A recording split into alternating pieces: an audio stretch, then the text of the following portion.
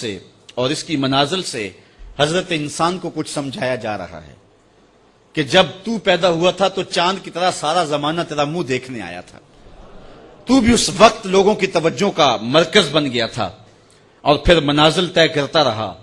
اور جوانی کی دہلیز پہ جب تم نے قدم رکھا اور تو بدر تمام ہوا، جب شباب کی بجلیاں تیری آنکھوں سے ٹپکنے لگی،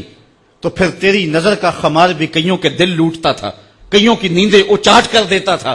جس طرح چاند جب جوبن پہ ہو تو چکور کا دل لرزتا ہے اور سمندر میں جوار بھاٹا پیدا ہو جاتا ہے، لہریں اٹھتی ہیں، طوفان پیدا ہوتے ہیں، تو جب بندہ بھی جوانی کی دہلیز پہ ہوتا ہے تو وہ بھی طوفان اٹھاتا ہے، دلوں میں جوار بھاٹے پیدا ہوتے ہیں۔ تو وہ لمحے بھی آئے کہ تو نے دلوں کی بستیاں اور دلوں کی دنیا پر ہلچل پیدا کر کے رکھ دی، تیرا شباب لوگوں کی زندگیوں کے اندر گھلتا رہا اور کتنوں کی نیندیں اچاٹ ہوتی رہیں، تیری زلف کے شکن کتنوں کا قرار لوٹ کے لے گئے، لیکن پھر وہ لمحہ بھی آیا، حتی آدھا کل ارجون القدیم،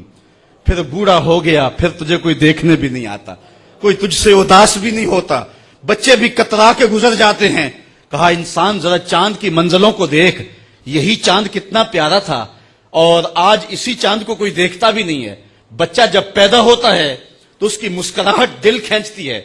اور جب بوڑھا مسکراتا ہے تو اس وقت جو ہے لوگوں کی توجہ نہیں ہوتی۔ بچے کی زبان جو ہے وہ اڑ اڑ کے جب بولتا ہے تو اس کی توتلی زبان کا حسن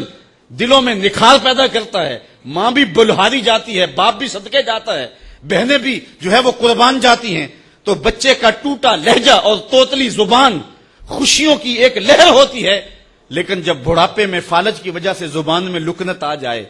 اب توتلا پن پیدا ہو جائے، اب زبان اٹکنے لگے، تو بچے بھی مذاق اڑاتے ہیں۔ ایک لمحہ وہ تھا کہ زبان توتلی تھی تو حسن تھا، آج لمحہ وہ گیا کہ حتی آدھا کل ارجون القدیم، کھجور کی ٹہنی سے جب پھل توڑ لیا جائے، اب اس ٹہنی کو کون پوچھتا ہے؟ جب تک پھل آیا نہیں تھا وہ ٹہنی اچھی لگتی تھی، مالی سنبھال کے رکھتا تھا، جڑوں کو بھی پانی دیتا تھا، اور خیال کرتا تھا کہ کوئی ایسا نقصان نہ ہو کہ یہ پودا جو ہے وہ مرجھا جائے۔ پھر جوبن پہ آیا اور جب کھجوریں لگیں تو اس نے پھر رسیاں بھی باندھی اور کھجوروں کو سنبھالنے کے لیے سب کچھ کیا۔